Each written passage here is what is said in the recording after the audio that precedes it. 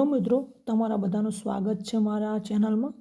તો આજે આપણે ગુજરાત ગૌણ સેવા પસંદગી મંડળ એટલે કે GSSB દ્વારા કરવામાં આવેલી ભરતી વિશે વાત કરીશું। તો જોઈએ, ચલો મિત્રો, વિડીયો આપણે સ્ટાર્ટ કરીએ। તો સૌ પ્રથમ જોઈએ તો ગુજરાત ગૌણ સેવા મંડળ દ્વારા એક ભરતી બહાર પાડવામાં આવી છે। આ ભરતીનું નામ શું છે? તો મિત્રો ફાયરમેન કમ ડ્રાઈવર છે। વર્ગ 3ની ભરતી છે અને કુલ જગ્યા 138 છે। ફાયરમેન કમ ડ્રાઈવરની ભરતીમાં આપણે ઓનલાઈન ફોર્મ ઓજસની ઓફિશિયલ વેબસાઇટ ઉપરથી ભરવા પડશે।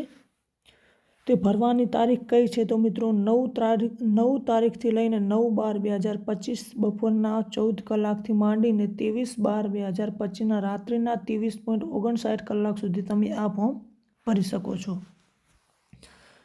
નીચે જઈએ તો આપણે જગ્યાઓની વિગતવાર વાત કરીએ તો મિત્રો કુલ જગ્યા તો 138 છે, તમને ખબર જ છે।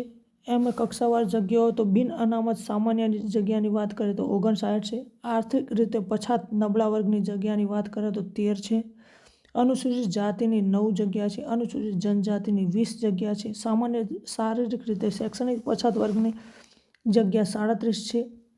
મહિલાઓ માટે અનામત જગ્યાની વાત કરીએ તો બિન અનામત સામાન્ય જગ્યા 19 છે। આર્થિક રીતે નબળા વર્ગ માટેની 4 જગ્યા છે। અનુસૂચિત જાતિ માટેની 3 જગ્યા છે। અનુસૂચિત જનજાતિ માટેની 6 જગ્યા છે। શારીરિક રીતે શૈક્ષણિક પછાત વર્ગની જગ્યા 12 છે અને માજી સૈનિકની 13 જગ્યા છે। એમ કુલ 138 જગ્યા છે।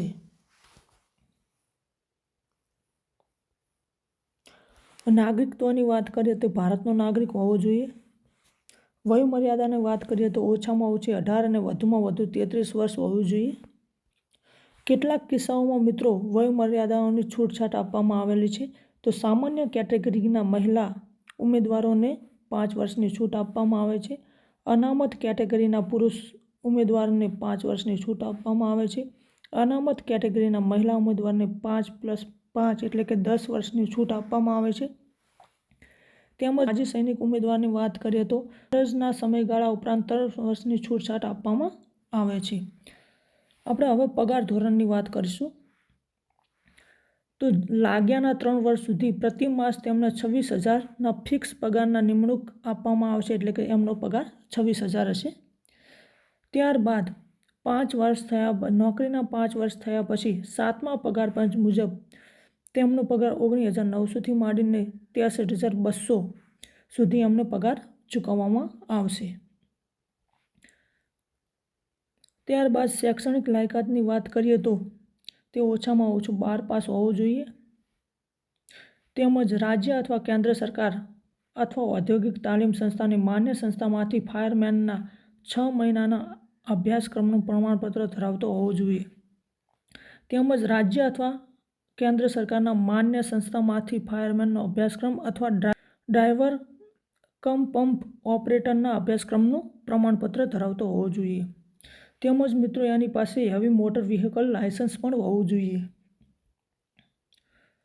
હવે લઘુત્તમ શારીરિક માપદંડની વાત કરીએ તો પુરુષ ઉમેદવાર માટે તે મૂળ ગુજરાત ક્ષેત્રના અનુસૂચિત જનજાતિ ઉમેદવાર માટે એની લઘુત્તમ ઊંચાઈ 160 સેન્ટીમીટર હોવી જોઈએ। છાતીની વાત કરીએ તો ફૂલાવ્યા પહેલાં 81 હોવું જોઈએ અને ફૂલાવ્યા પછી 86 અને વજનની વાત કરીએ તો ઓછામાં ઓછું 50 વજન હોવું જોઈએ। મૂળ ગુજરાત ક્ષેત્રના અનુસૂચિત જનજાતિ સિવાયના ઉમેદવારોની વાત કરીએ તો 165 હોવી જોઈએ। ફૂલાવ્યા પહેલાં 81 અને ફૂલાવ્યા પછી 86 અને ઓછામાં ઓછું વજન 50 હોવું જોઈએ। ફૂલેલી છાતીનું લઘુત્તમ વિસ્તરણ 5 સેમીથી ઓછું હોવું ન જોઈએ, એટલે કે 5 સેમી જ ફૂલવી જોઈએ। 5 સેમીથી વધુ ફૂલે તો સૌથી સારું। ત્યારબાદ મહિલાઓ માટેની વાત કરીએ તો મૂળ ગુજરાત ક્ષેત્રના અનુસૂચિત જનજાતિ ઉમેદવાર માટેની વાત કરીએ તો તે લઘુત્તમ ઊંચાઈ 156 હોવી જોઈએ અને લઘુત્તમ વજનની વાત કરીએ તો ઓછામાં ઓછું 40 વજન હોવું જોઈએ। મૂળ ગુજરાત ક્ષેત્રના અનુસૂચિત જનજાતિના સિવાયના લઘુત્તમ ઊંચાઈની વાત કરીએ તો 158 હોવું જોઈએ અને વજનની વાત કરીએ તો ઓછામાં ઓછું 40 હોવું જોઈએ। ફ્રીની વાત કરીએ તો મિત્રો ગુજરાત ગૌણ સેવા પસંદગી મંડળની તમામ પરીક્ષાઓ માટે પરીક્ષા ફીનું ધોરણ નક્કી કરવામાં આવેલું છે મિત્રો. બિન અનામત વર્ગની વાત કરીએ તો એમને 500 રૂપિયા ભરવું પડશે મિત્રો. 500 રૂપિયા ફી ભરવી પડશે. જ્યારે અનામત વર્ગ એટલે કે તમામ કેટેગરીની મહિલાઓ, શારીરિક શૈક્ષણિક પછાત વર્ગ, અનુસૂચિત જાતિ, અનુસૂચિત જનજાતિ તથા અનામત વર્ગ અને એક્સ સર્વિસમેન ઉમેદવારો માટે ઓછામાં ઓછા 400 રૂપિયા ભરવા પડશે. પરીક્ષામાં ઉપસ્થિત રહેલા ઉમેદવારોને પરીક્ષા ફી મળવાપાત્ર રહેશે. પરીક્ષામાં જ્યારે મિત્રો તમે જશો ત્યારે તમને આ ફી તમને પરત કરી દેવામાં આવશે. ફી ભરવાની છેલ્લી તારીખની વાત કરીએ તો ફી ભરવાની છેલ્લી તારીખ 26/12/2025ના 23:59 કલાક સુધી તમે આ ફી ભરી શકશો. પરીક્ષા ફી ભરવાની છેલ્લી તારીખ બાદ ફી ભરવા માટેની લિંક આપોઆપ બંધ થઈ જશે. ત્યારબાદ મંડળ દ્વારા કોઈપણ સંજોગોમાં અન્ય કોઈપણ રીતે પરીક્ષા ફી સ્વીકારવામાં આવશે નહીં. નોંધ મિત્રો, ઉમેદવારોએ ફી રસીદ પ્રિન્ટ અથવા ઈ રસીદ ફરજિયાતપણે મેળવી લઈ સાચવવાની રહેશે.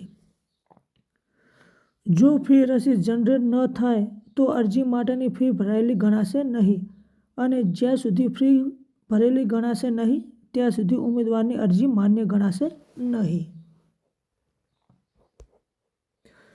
ત્યારબાદ આપણે પરીક્ષા પદ્ધતિની વાત કરીએ તો પરીક્ષામાં MCQ હશે. CBRT અથવા OMR પદ્ધતિની સ્પર્ધાત્મક પરીક્ષા લેવાશે. CBRT અથવા OMR દ્વારા પરીક્ષા લેવાશે. આ પરીક્ષામાં પાર્ટ A અને પાર્ટ B એમ બે ભાગ હશે. પાર્ટ A અને પાર્ટ B એમ બે ભાગમાં પરીક્ષા લેવાશે.